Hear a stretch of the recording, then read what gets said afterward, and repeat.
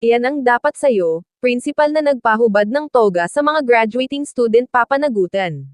Isang nakakalungkot na kaganapan ang nangyari sa isang masayang graduation day sana ng mga estudyante, dahil ipinahubad sa kanila ng principal ang kanilang suot-suot na toga. Nagkaroon ng komosayon at moron dahil hindi na nakapagtimpi ang isang estudyante dahil sa ginawa ng principal.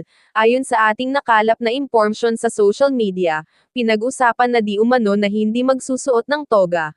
Ngunit ayon sa nakalap matang impormasyon binayaran di umano nila ang nasabing toga kaya isinuot pa rin ito, gayunpaman ay pilit pinahubad ng principal ang kanilang suot-suot na toga.